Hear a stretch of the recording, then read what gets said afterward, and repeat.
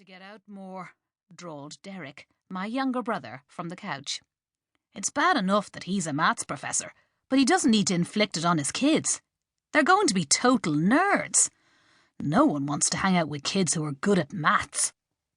You could have done with a bit more focus on your studies instead of pie-in-the-sky dreams about being a musician, grumbled Dad.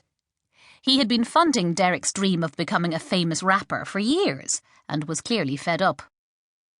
When I'm playing sell-out gigs in Wembley, you'll eat those words, said the confident artist. Seeing as you haven't made it outside the garage yet, I won't hold my breath. Where's Fiona? I asked. She's in the kitchen putting the candles on the cake, said Dad. If you can call it a cake. It's a rotten-looking, organic carrot yolk. Sure, you wouldn't feed it to a rabbit. As if on cue, my elder sister came through the door carrying the birthday cake.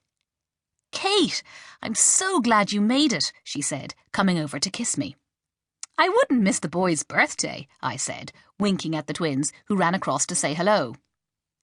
Except last year, when you forgot, said Mark, as I glared at him.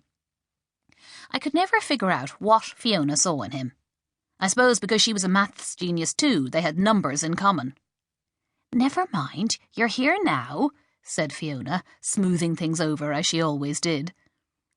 Where's our present, Auntie Kate? Bobby demanded. It's in here, I said, handing him the bag. I hope it's more suitable than their Christmas present was, said Mark. I blushed. Riddled with guilt at having forgotten their 4th birthday, I had spent a month's wages on a PlayStation that came with 2 games, Big Mother Truckers 2 and Air Force Delta Strike, which I thought was a really cool present. How was I to know that they were violent games and that the boys were too young for PlayStation? I didn't have a clue about kids.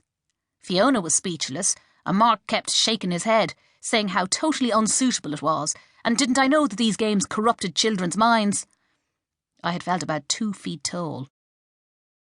Jack held up his present, looking confused. What is it? He asked. Burberry earmuffs, to keep your ears warm in the winter when you go to the park, I announced. The twins looked blankly at me. Look, you put them on like this, I said, placing them on Jack's head.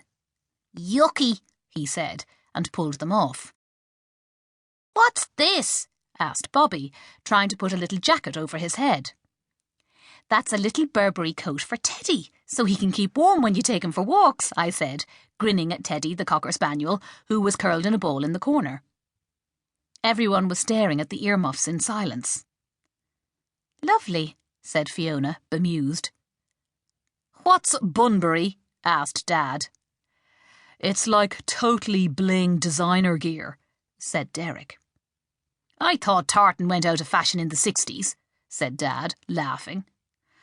Well, it's better than last year's fiasco, said Mark. Bobby peered into the bag to see if anything else was in there. Finding nothing, he fixed his eyes on me with raw disappointment.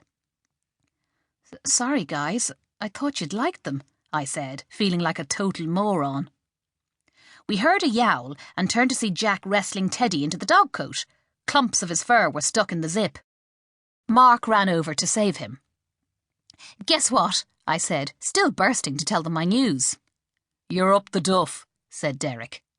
You've met a nice lad, said Dad hopefully. I've got my own show, I said, ignoring them both. Kate, that's fantastic, said Fiona. Ah, sure, what good is that to you? Said Dad. You need to focus less on that old job and more on meeting a nice boy. So, are you going to be earning mucho dinero? Asked Derek, perking up. Well, it'll be a lot better than what I'm on now, although that wouldn't be hard. But don't be expecting handouts. Get your own job. Is it an entertainment show? Asked Fiona. Yes, pretty light stuff. Interviewing rising stars, reviewing music, movies and TV shows. It's on the Life Change channel. Not exactly the BBC, but it's up and coming and at least I finally get to present. I've taped the first 3 shows already. It's going well.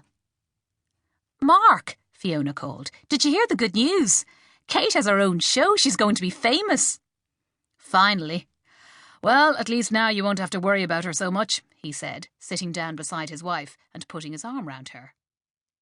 Fiona, what are you doing worrying?